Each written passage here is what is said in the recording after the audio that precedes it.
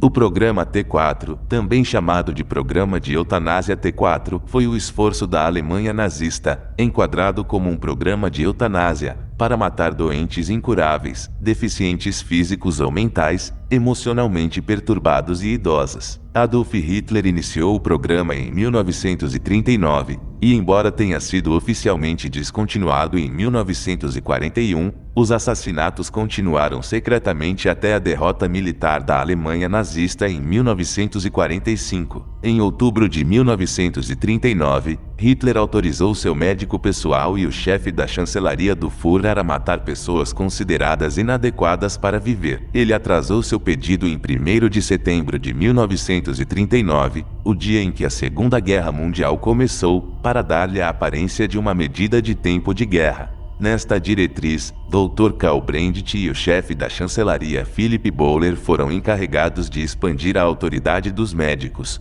para que os pacientes considerados incuráveis, de acordo com o melhor julgamento humano disponível sobre seu estado de saúde, pudessem receber um assassinato misericordioso. Em poucos meses, o programa T4, batizado em homenagem aos escritórios da chancelaria que o dirigia do endereço Tiergartenstrasse 4, em Berlim, envolvia praticamente toda a comunidade psiquiátrica alemã. Uma nova burocracia, chefiada por médicos, foi estabelecida com o mandato de matar qualquer pessoa considerada como tendo uma vida indigna de ser vivida. Alguns médicos ativos no estudo da eugenia, que via o nazismo como biologia aplicada, endossaram esse programa com entusiasmo. No entanto, os critérios de inclusão neste programa não foram exclusivamente genéticos, nem necessariamente baseados em enfermidades. Um critério importante era o econômico. Oficiais nazistas designavam pessoas para esse programa com base em sua produtividade econômica.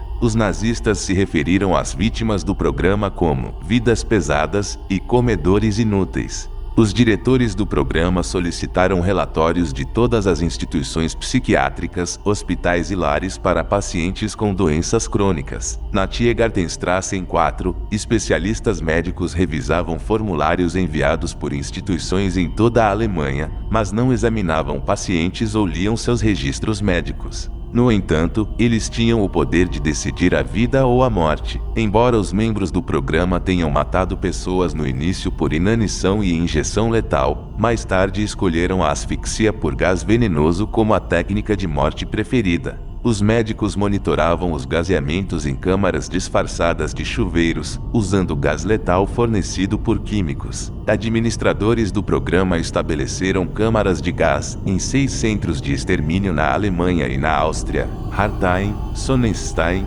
Grafenegg, Berburg, Adamar e Brandenburg. Os membros da SS, corpo paramilitar nazista, encarregados dos transportes vestiam jalecos brancos para manter a farsa de um procedimento médico. A equipe do programa informava as famílias das vítimas sobre a transferência para os centros de extermínio. Visitas, no entanto, não eram possíveis. Os parentes recebiam cartas de condolências, atestados de óbito falsificados assinados por médicos e urnas contendo cinzas. Alguns médicos protestaram. Alguns se recusaram a preencher os formulários necessários. A Igreja Católica Romana, que não se posicionou sobre a questão judaica, protestou contra os assassinatos por misericórdia. Clemens August von Galen, o bispo de Münster, desafiou abertamente o regime, argumentando que era dever dos cristãos se oporem à morte de pessoas, mesmo que isso lhes custasse a vida. A transformação de médicos em assassinos necessitava do aparecimento de justificativas científicas. Logo depois que os nazistas chegaram ao poder, o ministro da Saúde da Bavária propôs que os psicopatas, os deficientes mentais e outras pessoas inferiores fossem isolados e mortos. Essa política já foi iniciada em nossos campos de concentração, observou. Um ano depois, as autoridades instruíram as instituições mentais em todo o Reich a negligenciar seus pacientes, negando comida e tratamento médico. Teses sem embasamento científico com o intuito de eliminar os miseráveis foram apoiadas por considerações econômicas. De acordo com cálculos burocráticos, o Estado poderia aplicar melhor os fundos que iam para o cuidado de criminosos e loucos, por exemplo, em empréstimos a casais recém-casados. Os defensores do programa viam as crianças incuravelmente doentes como um fardo para o corpo saudável do Volk, o povo alemão. O tempo de guerra é o melhor momento para a eliminação dos doentes incuráveis, disse Hitler. O assassinato de portadores de deficiência foi precursor do Holocausto.